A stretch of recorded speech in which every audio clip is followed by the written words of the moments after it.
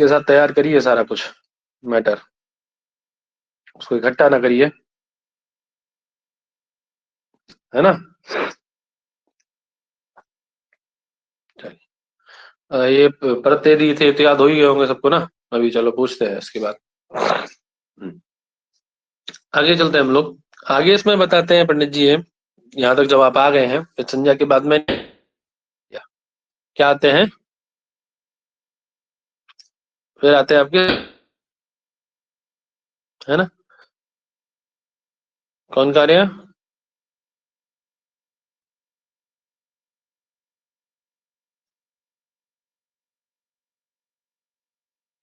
सत्वादि कार्य। रिकॉर्डिंग शुरू है ना। देखिए सत्वादि कार्य में क्या है। सबसे पहले सूत्र आता है सत्वादि कार्यों में, पहला सूत्र है आपका धात्वादे, धात्वादे है सह, सह। नोट करते जाते हैं ना आप लोग साथ के साथ, नोट करते जाइए इन सबको, है ना। अर्थात, हाँ, अर्थात सूत्र कहता है धातु के आदि में स्थित, आदि में स्थित मूर्धन्य शकार को, श को क्या होता है, कौन आदेश होता है पंडित जी, दंत्य सकार आदेश होता है ना। यही बात है, ठीक है। जैसे धातु है आपकी स्ना शौचे, क्या है, स्ना धातु है ना, ठीक है।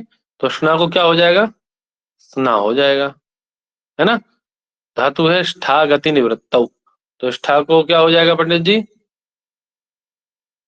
स्ना, था हो जाएगा, था हो जाएगा। हाँ, अब बोले भैया आपने तो केवल शकार की बात कही, ये ठकार को थकार कैसे हो रहा है? ये थकार को ठकार कैसे हो रहा है, ये तो बताया ही नहीं आप।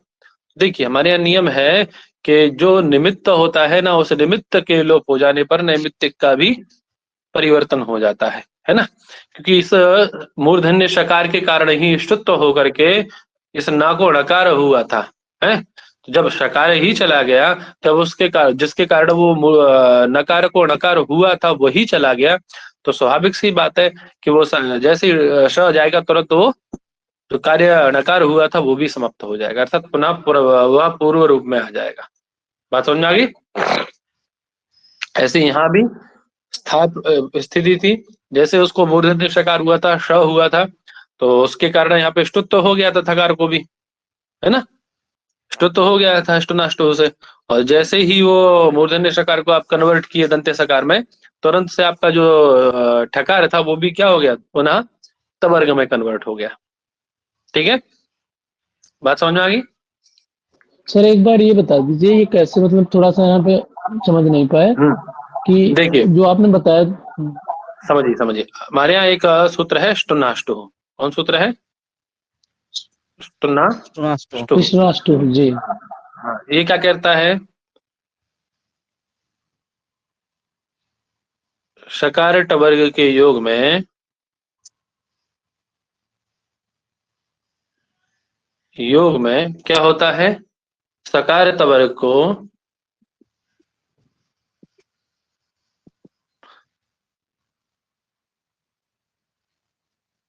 शकार टवर्ग होते हैं, है ना, ये कहता है। ठीक, तो भी आपका ये क्या स्थिति था स्ना था, है ना। जैसे ही ये दंते सकार को आप मूर्धन्य शकार किए, तो वो मूर्धन्य शकार हुआ, तो स्वाभाविक सी बात है कि जो थकार है वो तवर्ग में आता है, तो उसको भी आप क्या कर देंगे, टवर्ग कर देंगे नहीं करेंगे, है, कर देंगे ना, है ना। तो ऐसे ही हुआ था आपकाष्ठा और स्ना में, यही कारण था। जब आप दंत्य सकार को, जिसको मान करके आपने इस थकार को ठकार किया था, जब वही चला जाएगा उसको ही आप दंत्य सकार बना देंगे, तो कहाँ वो फिर टवर्ग रहेगा, टवर्ग को स्वतः ही तवर्ग में कन्वर्ट कर देना पड़ेगा, होगा ना। जी सर जी। हाँ ठीक है, निमित्त का लोप होने पर नैमित्तिक को स्वतः ही आप कन्वर्ट कर देंगे, है ना। निमित्तापाये नैमित्तिकस्याप्य पायः, निमित्त का अपाय होने पर नैमित्तिक को भी कन्वर्ट कर देना पड़ता है ना, हो जाना पड़ता है, यही नियम है। ठीक है पंडित जी। जी। चलिए, अब ये तो रही आपकी बात, आपने कह दिया पंडित जी जितनी भी धातु के आदि में मूर्धन्य शकार होगा उन सबको दंते सकार आदेश करेंगे हम, है। लेकिन एक सूत्र आता है वार्तिक एक, शुभ धातु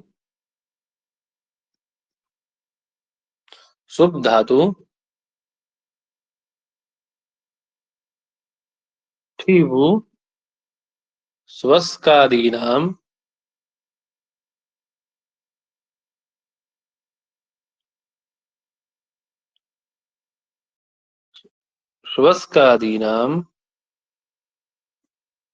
सत्व प्रतिषेधो वक्तव्य, है ना।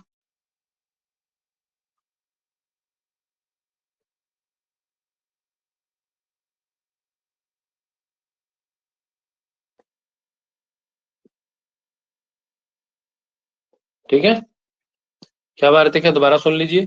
शुभ धातु स्ठीवु श्वस्कादीनाम सत्व प्रतिषेधो वक्तव्य।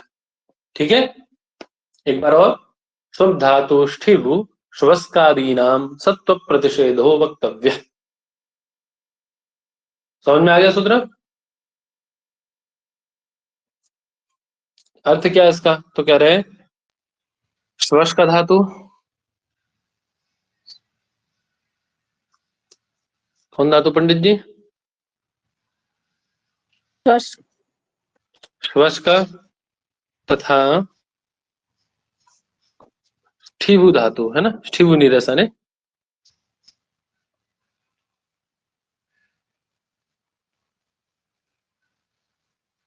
स्ठीवु धातु के आदि शकार को स आदेश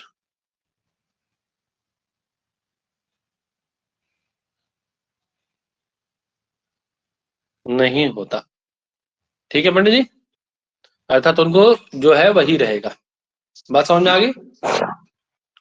कायदे में से होना चाहिए था श्वस को, और ये स्ठीवु कैसी है आपकी मूर्धन्य शकार आदि वाली धातु है ना, शकार आदि धातु है। कायदे में धातु आदेश से क्या होना चाहिए था उनके, मूर्धन्य शकार को दंत्य सकार होना चाहिए था ना, है ना। श्वस का और स्ठीवु ऐसा रूप बनना चाहिए था, स्ठीवु ऐसा बनना चाहिए था, लेकिन प्रकृत वार्तिक ने उसका क्या कर दिया पंडित जी? निषेध कर दिया। ठीक है,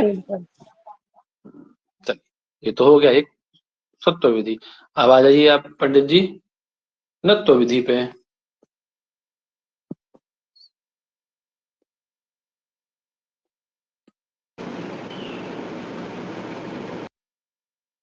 म्यूट करिए जी, कौन है? नत्व विधि, ठीक। सूत्र है अणुना। कौन सूत्र है पंडित? अणुना, है ना। ये क्या कहता है अणुना? सूत्र छोटा सा है, क्या कह रहा है? धातु के, जैसे वो मूर्धन्य शकार को दंत्य सकार करता था धातु के आदि में से, ये क्या करता देता है? धातु के आदि में स्थित किसको? णकार को, नकार, है ना। अणु इत्यस्य स्थाने न इति आदेश, है ना। नकार को न आदेश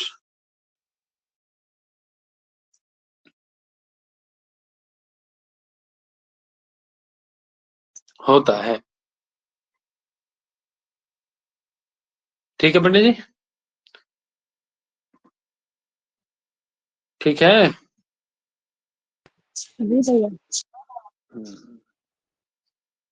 जैसे आपकी धातु है णधि समृद्धौ, क्या धातु है? णधि समृद्धौ, तो क्या कर देगा अभी उसको, णधि को न को नकारादेश कर देगा ना, तो क्या बचेगा आपका? नदी, है ना। और कौन सूत्र लग जाएगा इसमें दूसरा? नदी में देखो अनुनासिक अच्छा है कि नहीं? तो जकार में अनुनासिक है ना, तो कौन सूत्र लगेगा? उपदेश करने वाला उपदेश अनुनासिक है ना, उपदेश है ना, ये धातु उपदेश में आते हैं। और उपदेश अवस्था में अनुनासिक क्या है? दकारोत्तरवर्ती ईकार, उसकी क्या हो जाएगी? उपदेश अनुनासिक से संज्ञा, तस्य लोपा से लोप होकर के क्या बचेगा? केवल आपके पास में नद बचेगा। ठीक है, ठीक है पंडित जी।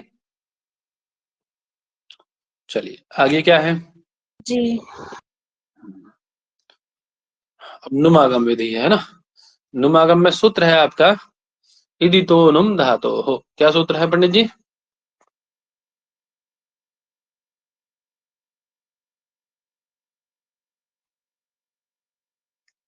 जो चीज समझ में ना आए पूछ लीजिएगा दोबारा।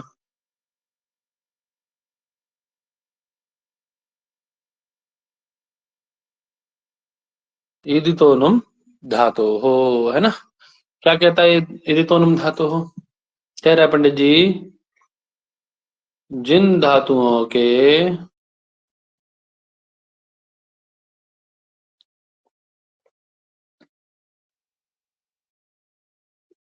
इकार की इत संज्ञा होती है,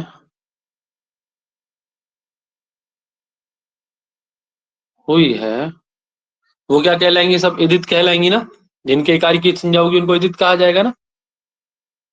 क्यों जी? जी। हाँ, उन सभी इदित धातुओं को किसका आगम होता है पंडित जी? नुम का आगम होता है ना।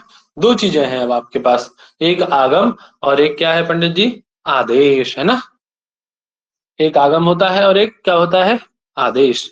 आगम क्या है, आदेश क्या है? पहले आदेश जानिए। जैसे आप लोग ये कोई अड़ची पढ़ते हैं ना, ये कोई अड़ची पढ़ते हैं ना, इचो जबा जावा ये कोई अड़ची, ये सब क्या है? आद गुणा, ये सब क्या है? कैसे सूत्र है? आदेश करने वाले है ना, कि एक के स्थान पे यण हो, है ना। तो ये आदेश किया ना, मतलब किसी को हटा के किसी को रखना, ये क्या है? आदेश है ना। बात समझ में आ गई? और आगम क्या है? आगम हटाएगा नहीं उसको, उसके आगे होगा या उसके पीछे होगा। समझ में आ गई बात पंडित जी? तो ये नुम क्या है? ये आगम है ना। कैसे है अब बताते हैं भी आपको। जैसे आपकी धातु है वधि। क्या धातु है? दी। अब कौन सूत्र लगेगा? देखो वधि में कौन सूत्र लगेगा पंडित जी? है उपदेश है अनुनासिक। उपदेश है ना, ये धातु उपदेश है। अनुनासिक क्या है? दकारोत्तरवर्ती इकार। अनुनासिक उसकी इत संज्ञा किससे हो जाएगी? उपदेश अनुनासिक से। और जैसे ही संज्ञा होगी तुरंत से कौन आ जाएगा? जैसे ही संज्ञा होगी तस्य तस्य लोपः। तस्य लोपः क्या कर देगा? उस इकार का लोप कर देगा। तो क्या बचा आपके पास? केवल वद बचा, है ना। वद बचा। अब ये वद धातु कैसा हो गया? इदित हो गया ना। अरे इकार की संज्ञा हुई है ना। जिसके इकार की संज्ञा होती है उसको हम लोग क्या कहते हैं? इदित कहते हैं, है ना। तो अभी वद धातु कैसी हो गई? इदित हो गई ना बच्चा। इदित हो गई ना, है। इदित होने से कौन सूत्र लगेगा आपका? जैसे इदित होगी ये, इदितोनुम धातु हो, क्या कहता है कि जिन धातुओं के इकार की संज्ञा हुई है उन सभी इदित धातुओं को किसका आगम होता है? किसका आगम होता है पंडित जी? नुम का। अब प्रश्न ये होता है कि वो नुम आगम कहाँ होगा? इसके आगे होगा नुम आगम, इस वद धातु के बाद में होगा, या वद के मध्य में होगा? कहाँ आएगा ये नुम आगम? प्रश्न है ना, कि वद के पहले करना है नुमागम, इस नुम को रखना कहाँ है? तो आगम मित्रवत होता है, ठीक है, या तो आगे या पीछे या मध्य में। तो कहाँ करना है इस नुमागम को? है तो जब भी हमारे सामने ऐसी समस्या खड़ी होती है तो हमारी सहायता करने के लिए कौन आते हैं?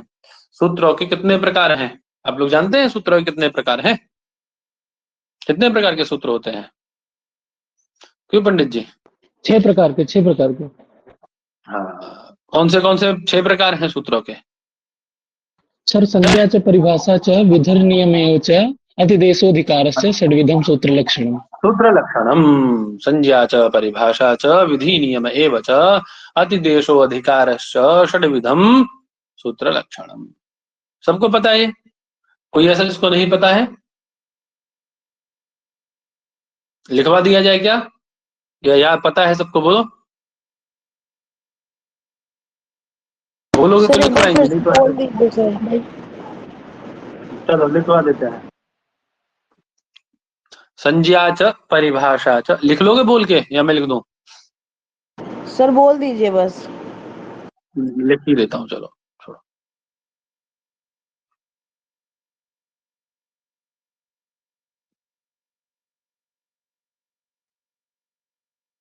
संज्ञा च परिभाषा च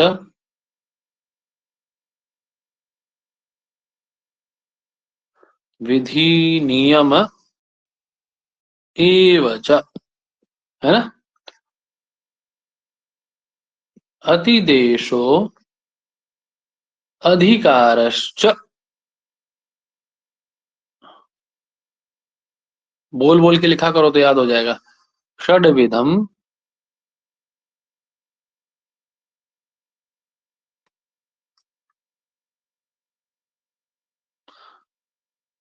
सूत्र लक्षणम। ठीक है बाबू, है ना? सबसे पहला सूत्र कौन? सबसे पहले संज्ञा सूत्र, ठीक है। दूसरे नंबर पे परिभाषा परिभाषा सूत्र, परिभाषा फिर विधि सूत्र, विधि सूत्र, है ना? फिर नियम सूत्र, नियम ठीक। फिर कौन आए? अतिदेश सूत्र, ठीक है। फिर कौन आए पंडित जी? अधिकार। अधिकार सूत्र। अब देखो कौन कौन क्या क्या, एक एक सूत्र का उदाहरण मैं आपको दे देता हूँ।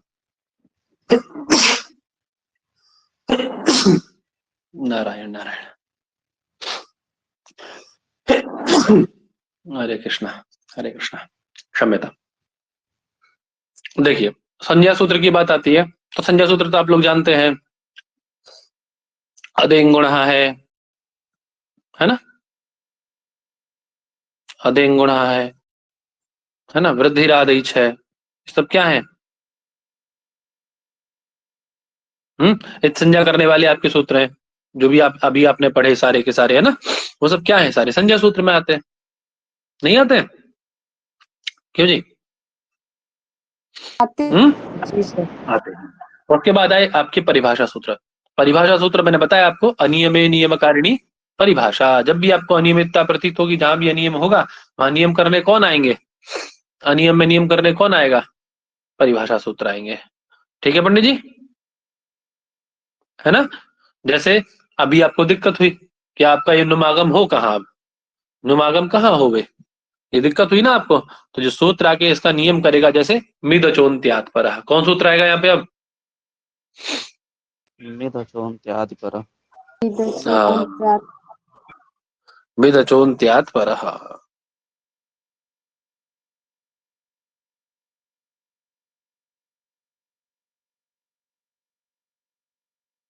ये क्या होगा? ये परिभाषा सूत्र होगा। समझे? मतलब जब भी हम समस्या में फंसेंगे तो हमारा सहायता करने जो सूत्र आएगा वो समझ लीजिएगा परिभाषा सूत्र है। ठीक है पंडित जी,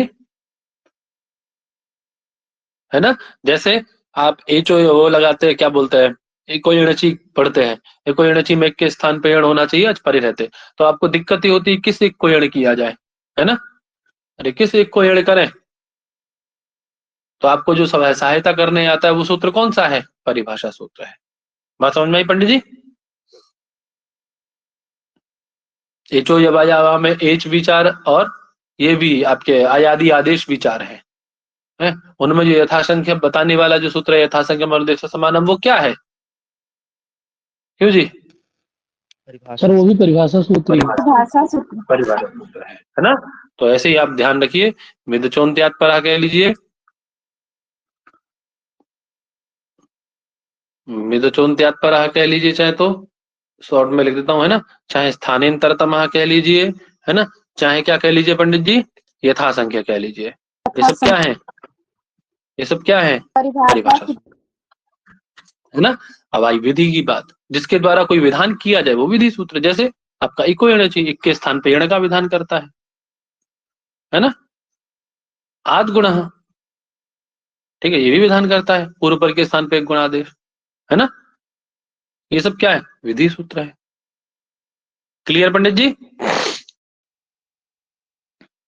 जी सर। हाँ, अब बात आई नियम सूत्र की। कोई नियमन करे वो कौन है? नियम्यन्ते निश्चयन्ते प्रयोगा, ये ना, जिसके द्वारा कोई प्रयोग का किसी प्रयोग में नियमन किया जाए उसे क्या कहा जाता है? नियम सूत्र कहा जाता है। ठीक है। जैसे कृतद्धित समासाश्च एचिघ्रस्वादेश, ये क्या है? नियम सूत्र है ना। जब आगे पढ़ोगे तो समझ में आएगा सब, है ना, कोई ऐसा घबराने की जरूरत नहीं है।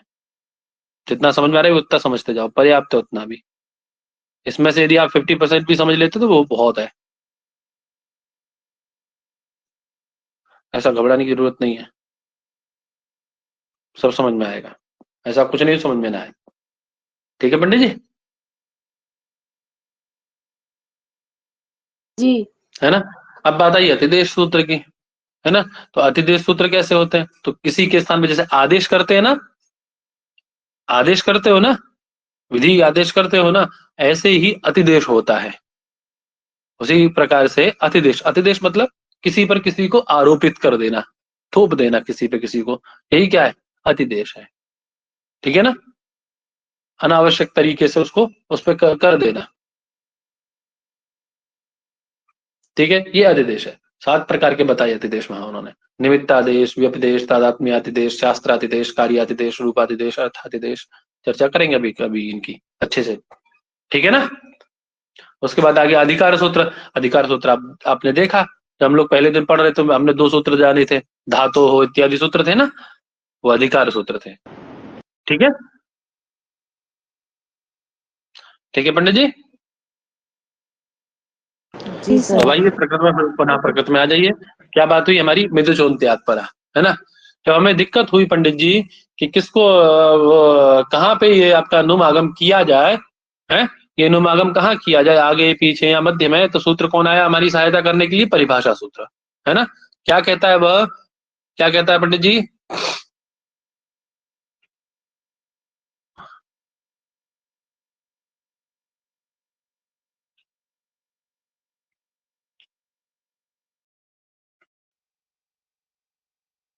आवाज आ रही है मेरी?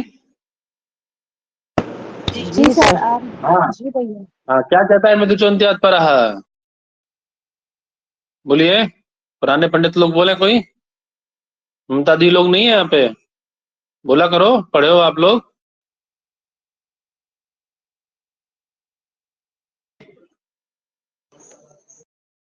हेलो। मितागम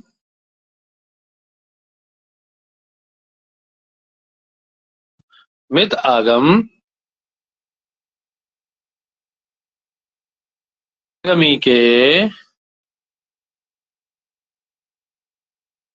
अंतिम स्वर के, अंतिम स्वर यानी अंतिम अच, है ना, अंतिम अच के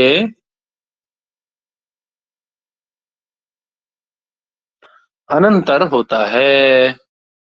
ठीक है पंडित जी। मित आगम जो भी होगा, जिस शब्द को विधान किया जाएगा उस शब्द के अंतिम अच के बाद में होता है। बात समझ में आ गई? मित आगम, आगमी के, आगमी मतलब जिसको आगम किया गया है। जैसे वध धातु है आपकी, वध धातु क्या है? आगमी है ना। और ये आपका जो नुम आगम है वो क्या है? आगम है।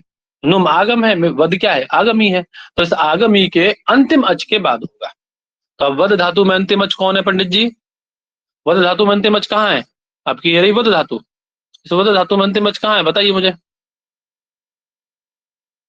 कितने अच दिखाई दे रहे हैं आपको वध धातु में? सर वध का जो वह होगा उसका आ। वध में जो वकार उत्तरवर्ती अकार है ना, वकार के उत्तर में जो आकार है वही अंतिम अच है। एक ही अच है ना इसमें, वध में दा तो हली है, वह में यह है, तो उसके बाद में ही नुमागम होगा। बात समझ में आ गई? वही कहना मित आगम कहाँ होता है? बोले आगमी के, अर्थात जिस शब्द को आगम किया जा रहा है उसके अंतिम अच के अनंतर होता है, बाद में होता है। तो स्वाभाविक सी बात है कि आपके बकारोत्तरवर्ती आकार के बाद में नुमागम होगा। अब नुमागम में क्या है आपकी, ये कंडीशन है पंडित जी, नुमागम ऐसा है। तो क्या बचेगा इसमें, देखो आपकी इत संज्ञा करके, बकार की किससे होगी इत संज्ञा? हलंत्यम से, ठीक है, मकार की संज्ञा।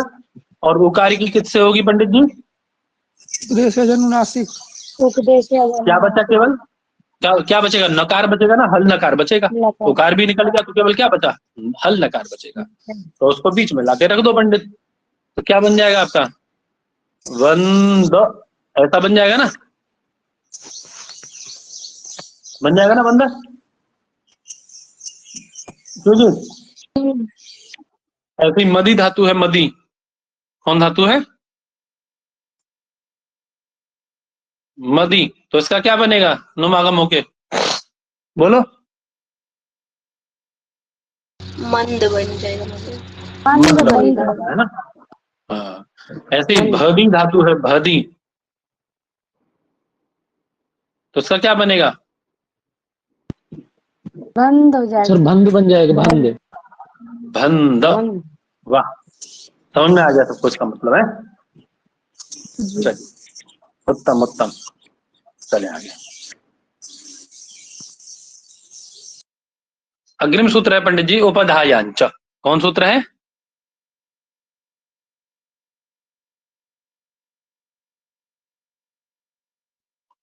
उपधायांच। ये क्या कहता है उपधायांच? जिन धातुओं की उपधा में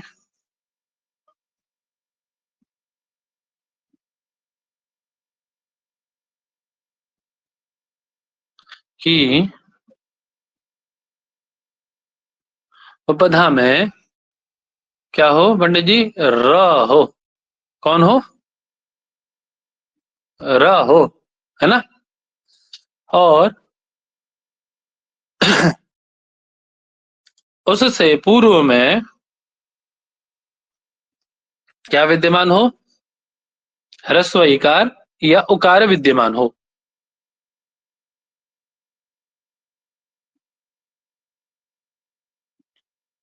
तो उन इकार और उकार को क्या होता है पंडित? इन दोनों को क्या होता है? दीर्घ हो जाता है।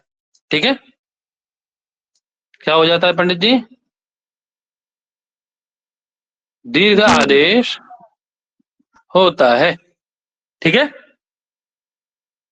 अब प्रश्न ये होता है कि ये उपधा क्या है? हम लोग तो उपधा पढ़े नहीं कभी, है? तो एक सूत्र आता है पंडित, अलोन्त्यात् पूर्व उपधा। कौन सूत्र है? इसको भी ध्यान रख लो।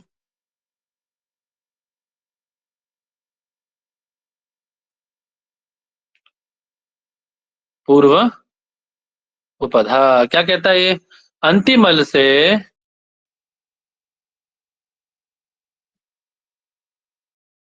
अल से पूर्व वर्ण की कौन संज्ञा होती है?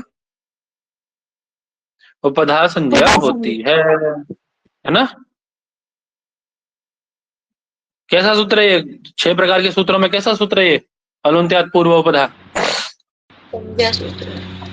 संज्ञा सूत्र है ना? संज्ञा। जैसे आप समझिए, आपकी धातु है कुर्द। कौन धातु है पंडित जी? कुर्द धातु है ना? कुर्द धातु है। अब कुर्द धातु की स्थिति क्या है बताओ? अंतिम अल कौन है? अल मतलब अंतिम वर्ण। अल में सारे ही वर्ण आ जाते हैं ना। अल प्रत्याहार जब आप पढ़ेंगे तो आई उड़ के अ से लेकर के और सर हल तक जाता है? तो सारे वर्ण उसमें आ जाते हैं। सर हाँ। ककारोत्तरवर्ती जो उकार है वही। अंतिम अल की बात कर रहे हैं, अज की नहीं। अंतिम अल की बात हो रही है। अल मतलब ओके। वर्ण। तो सर ये वर्ण कौन है? रा नहीं बाबू, अरे ना ना, रा कैसे हो जाएगा? ओके, तो क, उ, र और द, ये कंडीशन बनेगी। तो अंतिम अल को कौन हुआ अंतिम वर्ण? दकार हुआ ना। सकार अरे द ही ना अंतिम वर्ण हुआ, यही तो अंतिम वर्ण हुआ। जी जी जी हाँ, अंतिम बल तो यही हुआ है। तो अंतिम बल से पूर्व वर्ण कौन है आपका? कौन है वो अंतिम वर्ण से पूर्व, अंतिम बल से पूर्व? र, है ना। र। इसी की क्या हो जाएगी? इसी की क्या संज्ञा हो जाएगी? उपधा संज्ञा हो जाएगी। इसको क्या कहेंगे आप? ये उपधा कहलाएगा, है ना। अब आ जाओ ऊपर सूत्र में, समझ में आ गई ना उपधा किसे कहते हैं? क्यों जी? जी भैया। तो आप आ जाइए ऊपर सूत्र में आ जाइए। कह रहे जिन धातुओं की उपधा में क्या हो? र हो, और उससे पूर्व में यदि इकार उकार विद्यमान है तो उस इकार उकार को क्या होता है? दीर्घादेश हो जाता है। तो ये धातु कुर्द आपकी ऐसी है कि नहीं? उससे पूर्व में उकार विद्यमान है, तो क्या हो जाए इस उकार को? ये जो उकार विद्यमान है इसको क्या हो जाएगा? दीर्घ हो जाएगा। तो जो कुर्द लिखा था अभी क्या हो जाएगा उसको? कुर्द, ऐसा हो जाएगा ना, कुर्द हो जाएगा, है ना। रसी खुर्द को क्या हो जाएगा पंडित जी? खुर्द, है ना। गुर्द को क्या हो जाएगा? गुर्द हो जाएगा ना। क्यों जी? चलिए अब ये आपको सारी चीजें समझ में आ गई, चारों सूत्र अच्छे समझ में आए? क्यों जी? जी भैया जी सर। सबको हाँ पूछो पूछो। जैसे कि उपधा संज्ञा हो गई तो उसका संगी कौन होगा? जी उपधा अरे संज्ञा किसकी उपधा संज्ञा की है? करता है जैसे सुनो, हाँ ठीक है ठीक है ठीक है, समझ गए। अंतिम अल के ठीक पहले की उपधा संज्ञा करता है। हाँ हाँ हाँ, अरे जैसे आप पढ़ते हैं, सुनो सुनो वो अभी समझ में समझ गया मैं। हाँ जैसे हाँ वृद्धि संज्ञा करते हैं आप, क्या करते हैं? हाँ वृद्धि संज्ञा करते हैं। वृद्धि संज्ञा है, हाँ ठीक है। किसकी है वो वृद्धि संज्ञा? किसकी होती है वृद्धि संज्ञा? किसकी होती है बोलो फटाफट से? दीर्घाकार, अईकार और औकार की, है ना। जिनकी संज्ञा होती है वो संगी होंगे, और आकार अईकार औकार क्या है? ये संगी हो गए, अच्छा ये है ना। समझे ना। हाँ ये संगी हो गए। तो ऐसे ही आप संज्ञा क्या कर रहे हैं? उपधा संज्ञा किसकी कर रहे हैं? र की, जो अंतिम अल है उसकी। तो वो अंतिम अल क्या हो जाएगा? संगी हो जाएगा। बात समझ में आ गई? जी जी सर कूर्द का जो रा होगा वो कूर्द का जो र दा होगा वो संगी संगी होगा। होगा, दा संगी होगा। हाँ जो अंतिम अल होगा वो संगी होगा। ठीक है, ठीक है पंडित जी, बात समझ में आई पंडित जी? हाँ। तो आपने सामान्य एक नियम समझ लिया, है ना। ठीक है, सामान्य एक नियम आपने समझ लिया है ना। चलिए अब आपको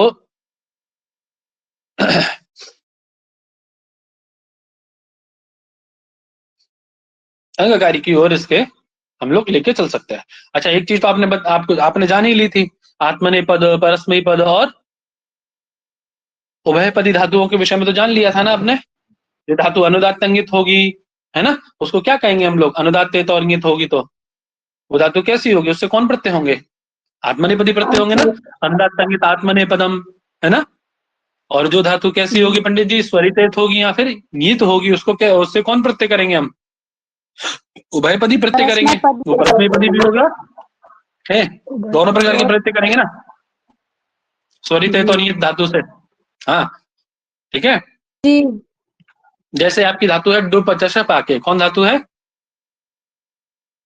यही, हाँ यही ध्यान रखना होगा बस, खाली यही ध्यान रखना है बेटा।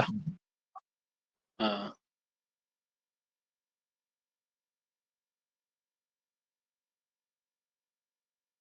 डुप चष पाके। अब देखिए इसमें जो आपका शकार की हलंत्यम से संज्ञा हो जाएगी, डू की किससे होगी? आदिंगी टुडवा से। और क्या बचा आपके पास में? केवल प च ऐसा बचेगा, प च ऐसा बचेगा। अभी प च कैसा है? जो चकार में जो आकार है जिसकी संज्ञा आप करने जा रहे हो, उपदेश अनुनासिक से संज्ञा करेंगे ना इसकी भी। अनुनासिक अच्छा है ना, च में आ, वो च में आ कैसा है? अनुदात्त है या स्वरित है? कैसा है? स्वरित है ना वो। अनुदात्त है। हाँ, और अनुदात्त तो नीचे होता है ना जी। अनुदात्त तो ये होता है ना, ये तो उदात्त होता है ना। तो सॉरी स्वरित होता है ना, क्षम्यता, स्वरित है ना ये तो, अरे चकारोत्तरवर्ती अकार जो है, जिसकी आप संज्ञा करने जा रहे हो उपदेश अनुनासिक से, वो कैसा है? ऊपर ऊपर मात्रा लगी है ना उसपे, बताए थे ना, ऊपर मात्रा होगी तो स्वरित, नीचे होगा तो अनुदात्त। उदात्त का कोई चिन्ह होता नहीं है। ये कैसा है? स्वरित है ना, क्यों जी? स्वरित है ना, तो ये कैसी हो जाएगी? स्वरित होने के कारण इससे कैसे प्रत्यय होंगे? उभयपदी प्रत्यय होंगे। उभयपदी प्रत्यय मतलब इससे आत्मनेपदी प्रत्यय भी होंगे, ठीक है, ताम झा वाले प्रत्यय भी होंगे और तिप्त जी वाले प्रत्यय भी होंगे, दोनों प्रकार से प्रत्यय होंगे इससे, ठीक है ना? ठीक है, इसीलिए आप लोग देखिए पचती भी बनाते हैं, टिप करके पचती बनता है, और क्या बनता है आत्मनेपदी में? पचते इत्यादि नहीं बनाते हो जी सर। तब वो भी बनता है। बात समझ में आ गई? ठीक है, ऐसे डुक्रिय करणे है, डुक्रिय करणे में भी ऐसा ही है ना? उससे दोनों प्रकार के प्रत्यय होते हैं, करोति भी बनाते हैं आप और क्रियते भी बनाते हैं, कुरुते भी बनाते हैं, सॉरी, ठीक है। आत्मनेपदी तब होंगे जब उससे क्रिया का फल कर्ता को प्राप्त होगा, तो आत्मनेपदी प्रत्यय होंगे, स्वाभाविक सी बात है ना? ठीक है, कल हम लोग वाच्य परिवर्तन पढ़ेंगे पहले, उसके बाद आगे चलेंगे, है ना? और जो बचे आपके, जो ना तो स्वरित है ना अनुदात्त है, जो बचा उससे, उन सब से वो क्या होगा? उससे परस्मयी पदी प्रत्यय हो जाएंगे आपके, शेषात करते ही परस्मयी पदम से, है ना? उससे परस्मयी पदी प्रत्यय होंगे। ये तीनों चीजें आपको अच्छे समझ में आ गई? ये बहुत जरूरी है, ध्यान रखना इन तीनों को, है ना? अनुदात्त आत्मनेपदम, स्वरितहितः कर्तरि अभिप्राय क्रिया फले और शेषात कर्तरि परस्मयी पदम, ये तीन सूत्र बहुत जरूरी है, इंपॉर्टेंट है, बहुत ज्यादा याद रखना। इनको याद नहीं रखेंगे तो आप ये नहीं निश्चय कर पाएंगे कि इससे कौन सा प्रत्यय हुआ है। सर एक बार अगर सर अगर आप ये लिख देते तो हम लोग चलो एक थोड़ा मिनट सा बताते समझ। हैं। हाँ कोई नहीं, बताते।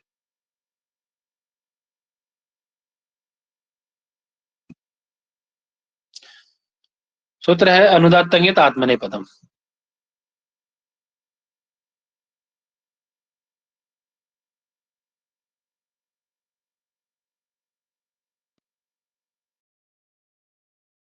ये कहता है पंडित जी,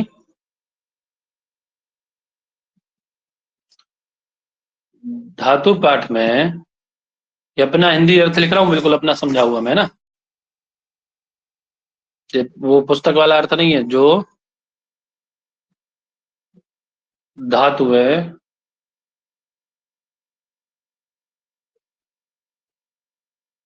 अनुदात्त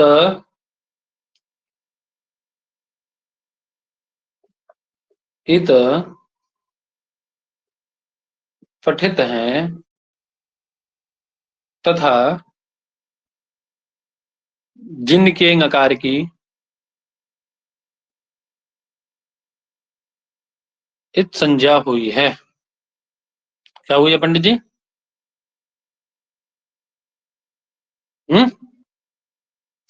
उन धातुओं से कौन प्रत्यय होते हैं? कैसे प्रत्यय होंगे? हैं?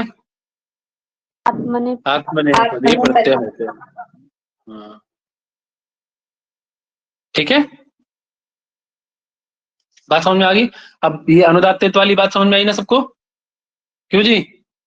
अनुदात्त वाली बात समझ में आ गई ना? जैसे आपकी धातु है वसा आच्छादने, उदाहरण दे देता हूं, चलो एक धातु क्या है? वसा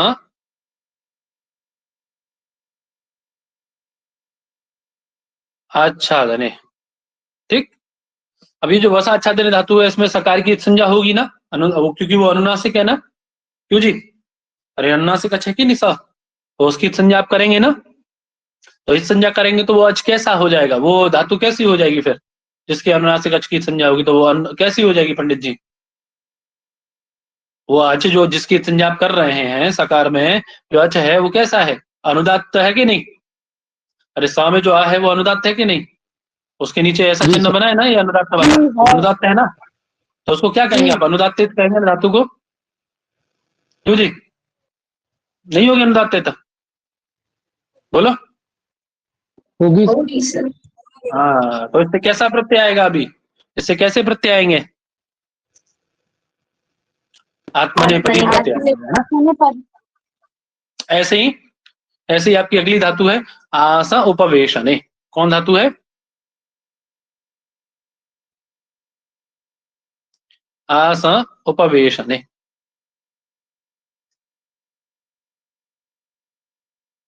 ये भी कैसी है देखो, अभी अनुदात देते हैं भी, तो इससे भी कैसा प्रत्यय होगा? इससे भी कैसा, है ना? हाँ, अगली धातु है आपकी शींग शयने। कौन धातु है पंडित जी? शींग शयने। अब ये धातु कैसी है पंडित? हाँ, इससे कैसा प्रत्यय होगा? आत्मनेपदी। क्यों? क्यों? क्योंकि इसमें नकार की संज्ञा हो जाएगी। नकार की संज्ञा हो जाए। दो बातें कही ना उन्होंने, बोले या तो अनुदात्तेत हो धातु आपकी, या फिर जिसके नकार की संज्ञा हुई हो, है ना, उससे भी कौन प्रत्यय होते हैं? आत्मनेपदी प्रत्यय होते हैं। तो इसमें नकार की संज्ञा हल अंतिम से हो रही है आपके, है ना? अंतिम हल है ना इसमें। क्यों जी? ऐसे ही शुंग, शुंग है, शुंग प्राणी प्रसव है ना? शुंग धातु है। इसमें भी क्या हो रहा है देखो, प्रकार की हलंत्यम से संज्ञा हो रही है, तो ये भी कैसी हो गई? तो हो गई ना? तो इससे भी कौन से प्रत्यय होंगे? शुंग से भी आत्मनेपदी। आत्मनेपदी। बात समझ में आ गई? ठीक है पंडित जी।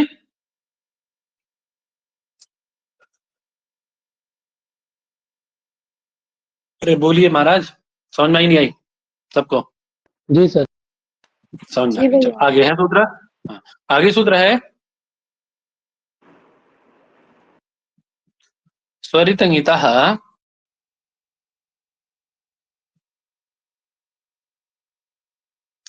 कर्तृभिप्राये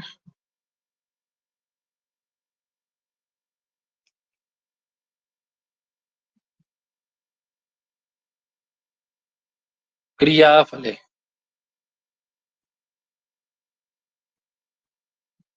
है ना? क्या कहता है ये भाई? जो धातु स्वरितेत हैं,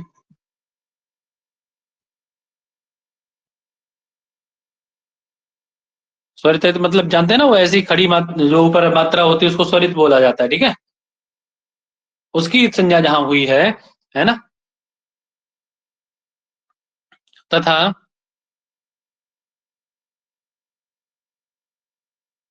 जिनके किसकी यकार की संज्ञा हुई है ना, यकार की इत संज्ञा हुई है, उनसे कौन प्रत्यय होते हैं? उनसे उभयपदी प्रत्यय होते हैं। ठीक है पंडित जी? होते हैं। और उभयपदी कैसे होंगे? बोले जब क्रिया का फल कर्ता को प्राप्त होगा तो आत्मनेपदी, और जब नहीं होगा, अन्य व्यक्ति को प्राप्त हो रहा होगा, तो परस्मैपदी प्रत्यय। ठीक है ना? बात समझ में आ गई? धातु है आपकी भज सेवायाम। कौन धातु है? भज सेवायाम। तो भज सेवायाम धातु कैसी है देखो, ऊपर मात्रा लगी है ना इसमें, स्वरित है ना धातु, ठीक है? तो दो प्रकार के प्रत्यय हो जाएंगे ना, ऐसे ही। हाँ, समझ में बात ना? ऐसे यज धातु है, यज धातु, यज धातु है ना, यजति बनाते हैं ना, यजति यजते, धातु है यज। कौन धातु है पंडित जी? यज धातु है। अब देखिए ये धातु भी कैसी है, ये भी धातु कैसी है पंडित जी? ये धातु भी स्वरित है ना, स्वरित की संज्ञा हो रही है ना इसमें, तो इससे भी दो प्रकार के रूप बनते हैं, इससे भी आत्मनेपदी और परस्मैपदी दोनों प्रकार के प्रत्यय होते हैं। बात समझ में आ गई? अब जो इन दोनों से बचा, न तो वो अनुदात्तेत है, न ङित है, न स्वरितेत है, न ईत है ना, इन दोनों से जो अतिरिक्त है, अर्थात उदात्तेत जो भी होगा, वो उसको उससे कौन प्रत्यय होंगे पंडित जी? शेषात कर्तरी परस्मैपदम, उससे परस्मैपदी प्रत्यय होंगे। ठीक है पंडित? ठीक है ना? जी भैया। ठीक है। जैसे आपकी धातु है पठ धातु। कौन धातु है? पठ धातु है। अब देखो पठ में कोई चिन्ह लगा है क्या? ना तो नीचे वाला चिन्ह है, ना ऊपर वाला चिन्ह है, कोई भी चिन्ह नहीं है ना, तो इससे कौन प्रत्यय होगा? शेषात कर्तरी परस्मैपदम से परस्मैपदी प्रत्यय होगा। ठीक है ना। ऐसी पा पाने है, कौन धातु है पंडित जी? पा पाने धातु है ना, पा पाने। अब देखो यहाँ भी चिन्ह तो लगा है, लेकिन क्या ये यहाँ पे इत संज्ञा हो रही है इसकी आकार की? इत संज्ञा हो रही है क्या? बोलो फटाक से। नहीं हो रही, तो इत संज्ञा नहीं हो रही तो ये अनुदात्त हुई नहीं। अरे आप उससे आत्मनेपदी प्रत्यय तब लाएंगे जब अनुदात्त इत होगा वह, अर्थात उसकी इत संज्ञा हुई होगी अनुदात्त की। यहाँ तो इत संज्ञा हो ही नहीं रही है, तो आप उससे आप आत्मनेपदी प्रत्यय न ला करके कैसे प्रत्यय लाएंगे? उससे परस्मैपदी प्रत्यय लाएंगे, ठीक है ना। ऐसी भू धातु है, देखो ना तो ये अनुदात्त है ना स्वरित है, इससे भी कैसा प्रत्यय होगा? परस्मैपदी प्रत्यय होगा, ठीक है ना। बात समझ में आ गई? आगे धातु है गम री गतौ, कौन धातु है पंडित जी?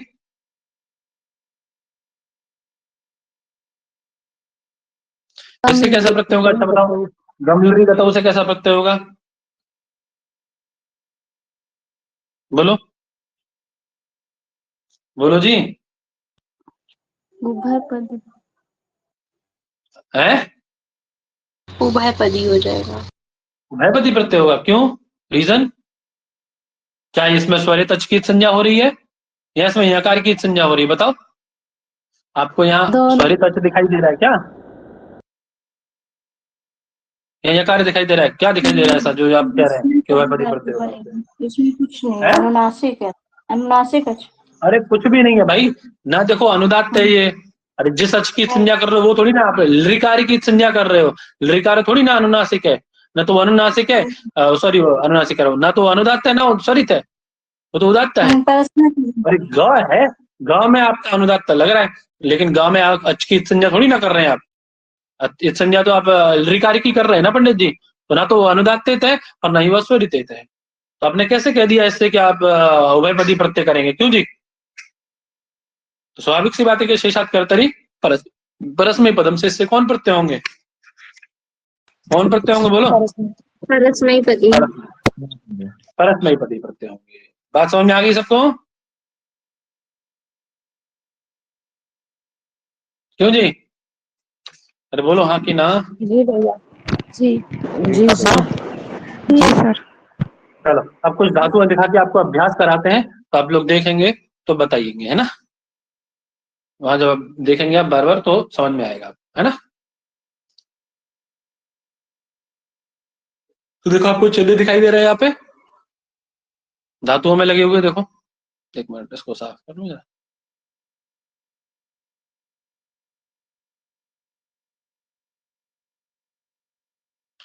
देखिए आपको चिन्ह दिखाई दे रहे हैं धातुओं में लगे हुए, शान तेजने में दिखाई दे रहा है। जी सर। कैसी धातु है? जी भैया, जी तो तो कैसी हो जाएगी स्वरित है तो? उभयपदी उभयपदी हो जाएगी ना। हाँ है ना, उभयपदी। तो देखिए इसीलिए देखो यहाँ पे दो रूप बनना है, श्रीशाम सती परस्मैपदी और श्रीशाम सते आत्मनेपदी, तीते दोनों आ गए ना। जी सर। है ना, ऐसी शानयति शानयति दोनों बनते हैं। अब देखो टुभ्रा श्री दीप्तो, ये कैसी धातु है? अनुदात्त। अनुदात्त है, तो अनुदात्त है ना, अनुदात्त है ना रिकार। अरे श्री में रिकार जो है वो कैसा है? अनुदात्त है ना। हाँ तो कैसे प्रत्यय होंगे इससे? अनुदात्त आत्मनेपदम। देखो भ्रासते बनना है, भ्रासते और भ्रासते बनना है, देखो है ना। ऐसी टुभ्राश्री में भी देखो श्री का रिकार कैसा है? अनुदात्त है, इसीलिए भ्रासते भ्रासते है ना। अब भ्रमु चलने पे आ जाइए। भ्रमु चलने ना तो देखो स्वरित है और ना ही अनुदात्त है, दोनों में से कुछ भी नहीं है, इसीलिए शेषात कर्तरी भ्रमति बन गया, ठीक है। ऐसी क्रमुपाद विक्षेप में देखिए ना तो अनुदात्त है ना स्वरित है, और वो विशेष नियम के कारण उन्होंने प्रमते बनाया है ना, विशेष नियम के कारण उन्होंने बना दिया, बाकी वो क्रामती ही बनेगा, है ना। तो विशेष नियम बताएंगे आगे जब आएगा तब, ठीक है ना। चलिए आगे लशकांतो, सामान्य एक मतलब पहचान बताई है। लशकांतो, लशकांतो में देखिए क्या है? त्वरित है ना, शकार में आकार, देखिए लशति लशते लश्यति लश्यते बना है ना। ऐसे गम री गतौ ना तो ये त्वरित है ना ही अनुदात्त है, इसीलिए क्षति बनता है। ऐसे यम ऊपर हमें, यम ऊपर हमें ना तो यह स्वरित है ना अनुदात्त है, इसीलिए गच्छति। पापाने, तो देखो अनुदात्त तो है, पापाने में पा धातु अनुदात्त तो है, लेकिन वो इत नहीं है, इत संज्ञा नहीं हुई उसकी, है ना। हाँ, तो स्वाभाविक सी बात है कि क्या होगा उससे, परस्मैपदी प्रत्यय होंगे। ऐसी ग्रह है, मा है, सब कैसी है ये, ठा है, सारी कैसी है, सबसे परस्मैपदी प्रत्यय हो रहा है, देखो किसी में भी इत संज्ञा नहीं हुई, है ना। जी ठीक है पंडित जी। जी अच्छा सर। देखो यहाँ पे कोई इत संज्ञा वाला सूत्र लग रहा है क्या, दृशीर धातु में, दृशीर प्रेक्षण में कोई इत संज्ञा वाला सूत्र लग रहा है क्या, ये वाला इत संज्ञा वाक्य, है ना। इर की इत संज्ञा कर देगा तो दृष्ट बच जाएगा आपके पास, है ना। ठीक है पंडित जी। जी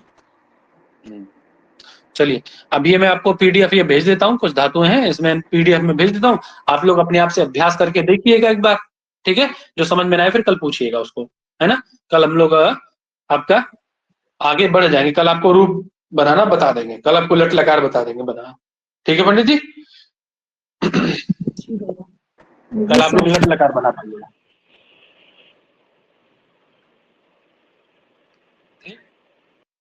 सार्वधातु का धातु का भेद बताते हुए कल आपको लट लकार में प्रवेश करा दिया जाएगा। क्लियर है बात सबको। जी सर। जी सर। जी सर। अच्छा, इससे पहले कल हमने वो बताए थे, परस्मयी पदी रूप बताए थे ना, तीता अंति वाले, याद किया आप लोगों ने। ये परस्मयी जी पदी सर। है ना, ये कैसे हैं, परस्मयी पद है ना, परस्मयी पद है, ठीक। परस्मयी पद के संक्षिप्त रूप है। अब आत्मनेपद के बता रहे हैं अभी, है ना। नोट कर लीजिए इसको। ते, किते, अन्ते, से, इथे, द्वे, ठीक है। ए, वहे और महे, ठीक है पंडित जी।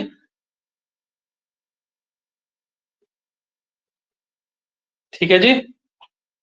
ते इते अन्ते, से इथे द्वे, ए वहे महे, है ना। ये किसके हैं, आत्मनेपदी, है ना।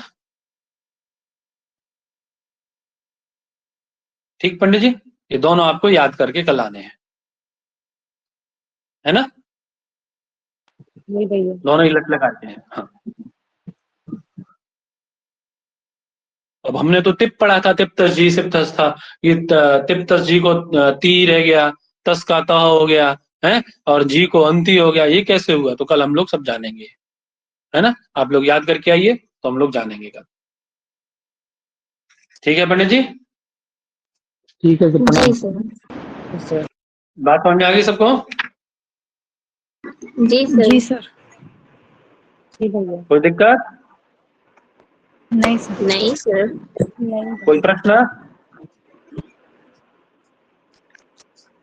किसी का, किसी भी विषय से संबंधित,